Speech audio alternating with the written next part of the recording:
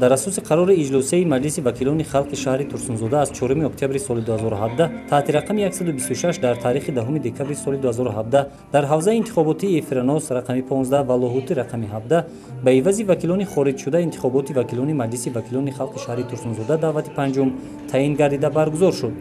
ҳамаи тадбирҳои ташкилӣ техникӣ мутобиқ ба муқаррароти қонуни конститутсионии ҷумҳурии Тоҷикистон дар бораи интихоботи вакилон ба маҷлисҳои маҳаллии вакилони халқ ба амал бароварда шуд. барои вакилӣ аз ҳавзаҳои мазкури интихобот аз ҷониби Кумитаи иҷроияи шаҳрии Ҳизби халқии демократии Тоҷикистон номзадии Неъматуллоева Умеда Ҳикматовна аз ҳавзаи интихоботии Эфиранос рақами 15 ва Аятимов Тоҷиддин Ҳокимович аз ҳавзаи интихоботии Лоҳути 17 пешбарӣ гардиданд. дар ҳавзаи интихоботии Эфиранос 15 аз шумораи умумии интихобкунандагон 1999 нафар, дар овоздиҳӣ 1819 нафар ки аз 99% ва дар ҳавзаи интихоботии Лоҳутии 17 аз 5099 нафар дар овоздиҳӣ 4834 нафар иштирок карданд ки ин 94.8%-ро ташкил менамояд.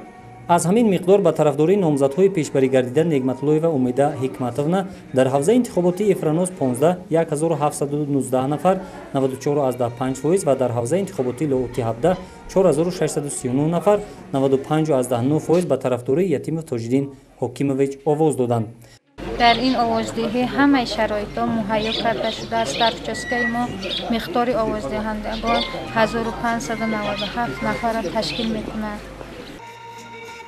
ҳамин тариқ аз ҳавзаи интихоботии Эфиранос 15 Неъматуллоева Умеда Ҳикматовна узви Ҳизби халқии демократии Тоҷикистон, раиси ҷамоати Пахтаобод, истиқоматкунандаи ҷамоати Пахтаобод деҳаи Анҷибар ва аз ҳавзаи интихоботии Лоҳути 17 Ятимов Тоҷиддин Ҳокимович узви Ҳизби халқии демократии Тоҷикистон, сартабиби беморхонаи марказии шаҳри Турсунзода, истиқоматкунандаи шаҳри Турсунзода, маҳаллаи 2, хонаи 4 ҳуҷраи 37, вакили маҷлиси вакилони халқи шаҳри Турсунзода давати 4 интихоб гардиданд.